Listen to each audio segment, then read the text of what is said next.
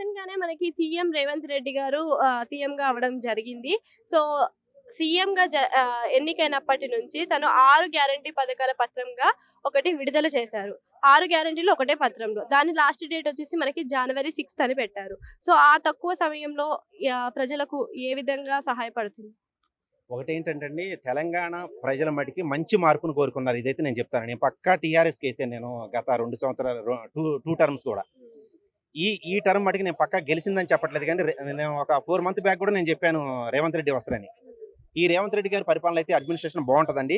ఈ 6వ తారీఖు అని చెప్పేసి పబ్లిక్ అంతా పరిశాన్ అయ్యి సర్టిఫికేట్లు అన్ని చేయించుకుంటున్నారు కానీ ఇంకా డేట్ అయితే పొడిగిస్తారు. ఈయన 6 పథకాలు కాదు, ఇంకా 6, 12 కూడా డెవలప్ చేసి ఇంకా 12 పథకాలను కూడా తీసుకొచ్చేటటువంటి విధానం అయితే ఉంటది. ఎందుకంటే పబ్లిక్‌ని మరిచిపోతే, విస్మరిస్తే ఫస్ట్ టర్మ్ బాగుంది కేసీఆర్ గారిది. సెకండ్ టర్మ్ 5 ఇయర్స్ అసలు బాగలేదు.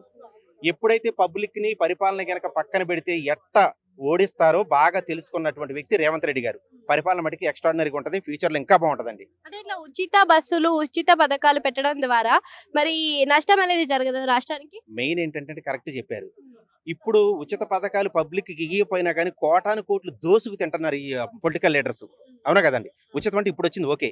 అదివరకు పరిపాలించిన గవర్నమెంట్లు పబ్లిక్‌కి ఒక పైసా ఇచ్చినా కానీ దండగ లేదండి. ఇప్పుడు సెంట్రల్ గవర్నమెంట్ తలుసుకుంటే ప్రతి హెడ్‌కి ఇప్పుడు 135 కోట్లు ఏమో ఉంటారు దేశం మొత్తం. ప్రతి హెడ్‌కి ₹1,00,00,000 ఇవ్వచ్చు. పేదరికం ఉండదు అసలైతే. అయినా కానీ ఇవ్వకపోవటం వల్ల వాళ్ళు ఏమన్నా మనకు మేలు చేసేది ఉందా? ఒక్కొక్క మంత్రి దగ్గర కోటాను కోట్లు ఉంటున్నాయండి. ఇట్లా ఉచితాలు ఇవ్వచ్చు. కానీ నేననేది ఏంటంటే కొన్ని వీటికి ఉచితాలు ఇవ్వకుండా విద్యా వైద్యానికి ఉచితం ఇవ్వాలండి బాగా. ఇంకా ఏది అవసరమో తెలుసుకుని ఉచితం ఇవ్వాలా. ఇలా ప్రజలకు ఇవ్వటం వల్ల ఏ లాసు జరగదు గవర్నమెంట్‌కి. ఎందుకంటే ఇన్కమ్ అనేది చాలా చాలా వస్తుంటది. అదే. గృహిణీలకు 2,500 చొప్పున ఇవ్వడము, 500కు గ్యాస్ ఇవ్వడము జరిగింది గదా! సో, అలాంటివి దాటిపైన మీ అభిప్రాయం? చాలా మంచి పథకం అండి.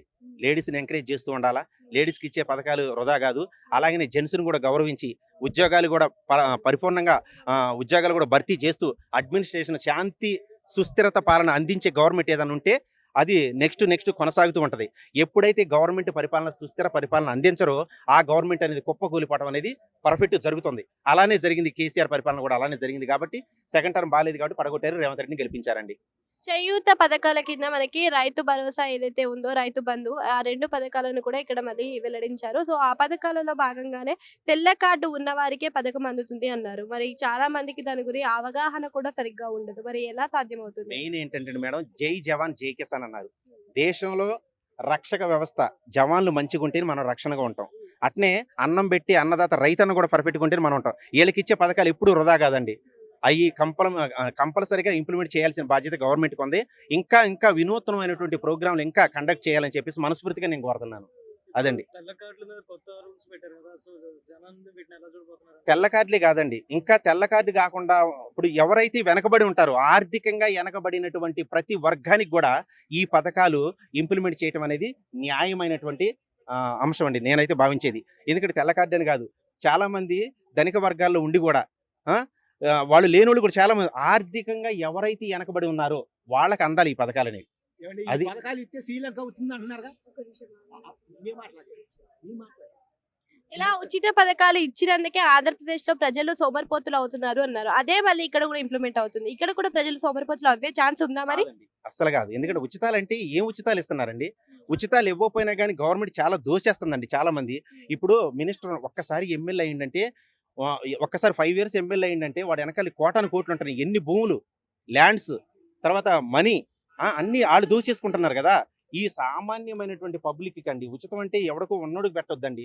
సామాన్యమైనటువంటి పబ్లిక్‌లు, ఆర్థికంగా వెనకబడినటువంటి పబ్లిక్ ఎవరైతే ఉన్నారో వాళ్ళకి సేవ చేయటం అనేది చాలా మంచిదని నేను మనస్ఫూర్తిగా చెప్తున్నాను. బడుగు బలహీన వర్గాల వాళ్ళకి ఆ! ఎలాంటి వాళ్ళకి పథకాలు పెడితే బాగుంటాయి? బడుగు బలే మెయిన్ అండి.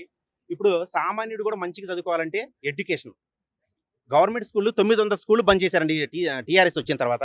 900 స్కూల్‌లు తాళాలేసేశారు. ఇవాళ సామాన్యుడు కూడా కూలి పని చేసుకునేవాడు కూడా ప్రైవేట్ స్కూల్‌లని ఆశ్రయిస్తుంటే లక్షలు అయితున్నాయి. అవునా కదా! మెయిన్ అండి మీరన్నది కరెక్ట్. ఏంటంటే విద్యా వైద్యం అనేది ఫ్రీగా ఇవ్వాలండి. అప్పుడు బడుగు బలహీన వర్గాలకి సరైనటువంటి న్యాయం జరిగింది.